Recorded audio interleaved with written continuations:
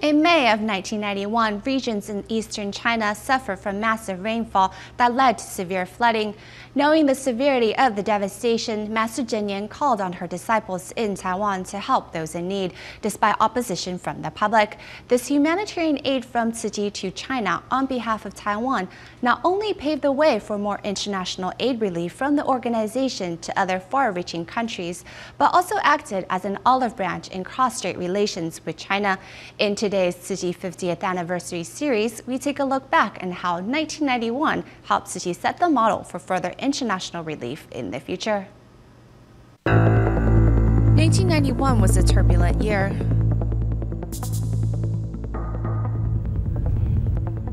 That year, the Gulf War broke out. Coalition forces, led by the United States, commenced to begin Operation Desert Storm and attacked Baghdad. September of that year, South Africa signed a national peace accord. Our signatures alone cannot light the path to peace. Then in December, the Soviet Union broke up. At the time, in Taiwan, martial law had just been lifted for a few years. Cross-strait relationship was not established at all. The two sides had avoided contact for over 40 years. Then Secretary General of Straits Exchange Foundation, Chen Yen, remembers that in 1991, there was still tension between Taiwan and China. However, China then suffered a massive flooding unseen in a century.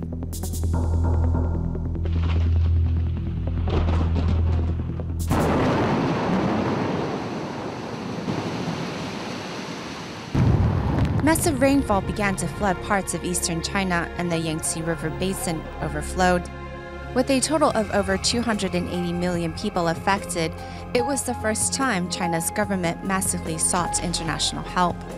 Hearing of the devastation, Master Cheng Yen called on her disciples to look deep within their hearts and help those suffering in China.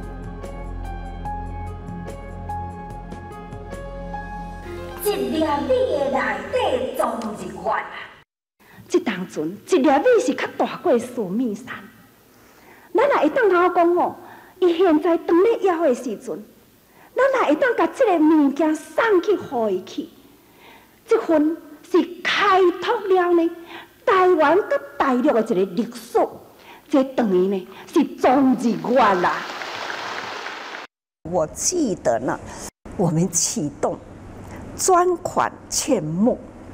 这一波波的救济工作，虽然是很辛苦，后援的不断的劝募，而且呢，我说我要为当地无家可归的人呐、建房屋，大家都吓了一跳啊！其实，在当时上人决定要盖房子。 When the master decided to build houses for them, not just homes, but over 3,000 two-story homes with reinforced concrete and brick, I responded. Typically, in international relief, the norm is to build homes made of metal. The master looked at me sternly and asked, "Would you live in a home like that?" Feeling the intensity of her stare, I took a few steps back and answered, "No, of course not." The master then replied, "Do unto others as you would have them do unto you." In charge of the construction at the time, He Guoqing still vividly recounts the project as if it was yesterday, while Zheng Mingwen, a volunteer for the past 35 years, recounts her canvassing efforts. This is me. I was canvassing donation for China's flood relief. My daughter was in kindergarten at the time. Every time I returned, my donation box was heavy with the love of the public. One time, a taxi drove by and the driver started yelling at me, saying that Tzu Chi wasn't helping Taiwan, but stood on China's side. We were taking hard-earned Taiwanese money, giving it to China for them to purchase ammunition to attack Taiwan with. Despite the oppositions, volunteers stood firm in their belief of doing the right thing and continued to hit the streets to ask the public for a bit of compassion. Humanitarian aid relief work back then was not as easy as it is now. The relationship between the two sides wasn't as friendly. However, the master said, we need to overcome the obstacles as there was a need. We need to help.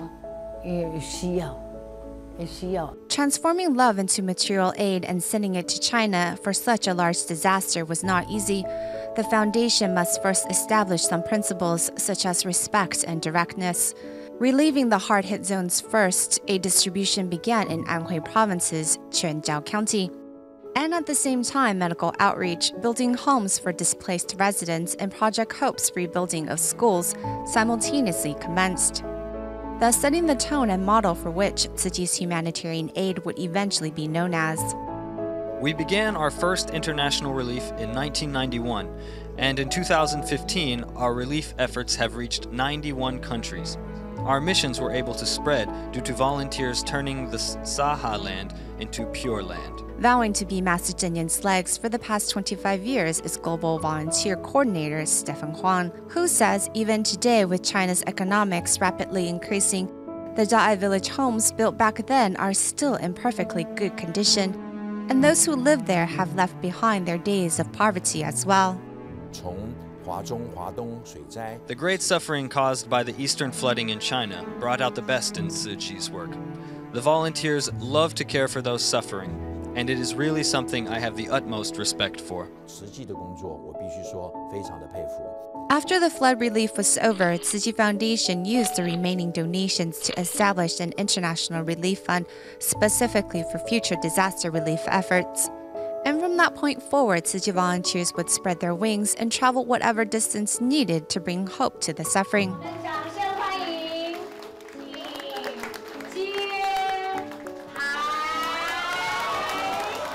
In 2010, a Jingsi Books and Cafe in Suzhou opened its doors to the public, and it is the only store established by an overseas nonprofit organization in China. This beginning marked a new chapter in Tzu Chi's history, as the volunteers promised to continue to help those suffering all over the world.